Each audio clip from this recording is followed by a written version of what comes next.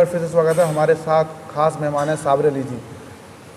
हम चर्चा करेंगे महंगाई के ऊपर। साबिर साहब, आपका स्वागत है। हम देख रहे हैं कि पिछले कई सालों में महंगाई बढ़ते जा रही है और गरीब बेचारा टूटता जा रहा है। इस पर क्या प्रतिक्रिया है आपकी? देखिए, जो मौजूदा सरकार है वो सरकार ही अमीर लोगों की है, और अमीर लोग जो होते हैं वो गरीबों से नफरत करते हैं, उनकी नज़र में कीड़े मकोड़े होते हैं। तो मेन सरकार का जो अभी मकसद है वो ये है कि गरीबों को हटाओ, गरीबी नहीं हटाओ, गरीबों को हटाओ और देश पे शासन करो। इसकी वजह सिर्फ ये है कि महंगाई डे बाई डे इतनी कर दीजिए कि गरीब आदमी खुद ब खुद मर जाएगा। आपने देखा होगा, पहले सुना होगा कि पेट्रोल हम सिर्फ सुनते थे 100 रुपये किलो, 100 रुपये लीटर, 100 रुपये लीटर। आज हम अपने देश में देख रहे हैं, हमें तो देख के शर्म आती है, क्योंकि हम पहले बहुत आश्चर्य से कहते थे 100 रुपये कभी हो ही नहीं सकता। लेकिन मोदी जी बहुत अच्छे और ईमानदार आदमी हैं।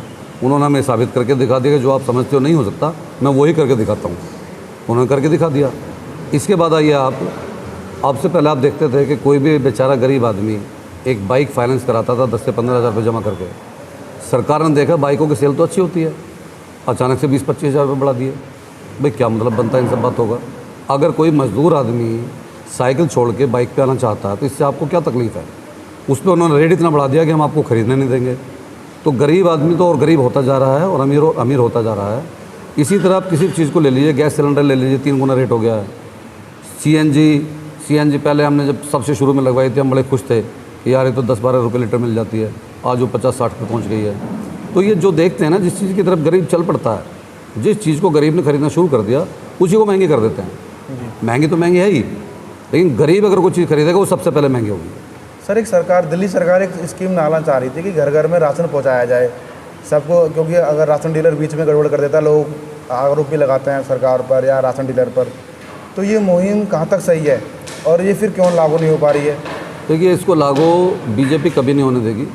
वो इसलिए नहीं होने देगी कि आपको मालूम है कि राशन में बहुत ज़्यादा भ्रष्टाचार है। लेकिन केजरीवाल साहब और मनीष सिसोदिया साहब ने जब देखा कि इसमें भ्रष्टाचार ज़्यादा है तो उन्होंने फैसला किया था कि भाई हम राशन घर घर पहुँचाएंगे ताकि राशन डीलर को हटा दिया जाए। राशन डीलर क्या करता है कि कभी तो दुकान नहीं खोलता, 8 घंटे में 2 घंटे खोलता है। एक बार के राशन को 4 बार में देता है, बाकी राशन को खा जाता है क्योंकि उसको आगे पे करना पड़ता है। अब आप ये बताइए कि गरीब को जो राशन दिया जाता है उस पर नाम भी लिखा होता है मुफ्त, उसको क्या मुफ्त पड़ा हो? अगर वो 4 बार का राशन एक ही बार में दिया तो बेचारा क्या करेगा? तो ये सरकार कभी ये नहीं चाहेगी कि भ्रष्टाचार ख़त्म हो, क्योंकि ऐसा करने से राशन की भ्रष्टाचारी ख़त्म होती है। और सरकार कभी नहीं चाहेगी, क्योंकि फिर आन पे जो इनकम है वो कम हो जाती है।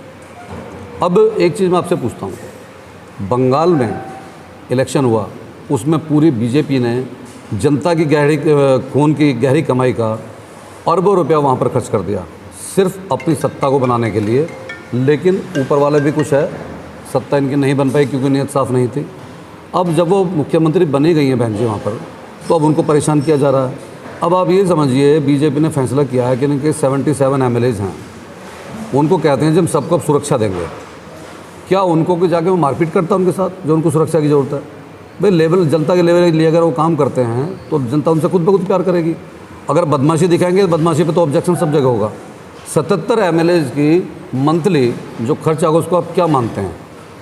मैं समझता हूँ कम से कम भी 25-30 करोड़ से ऊपर जाके बनेगा। क्या वो इनके बाप दादाओं ने कमा के दिया MLA के ना? वो मजदूर की कमाई है जो टैक्स के रूप में जाती है।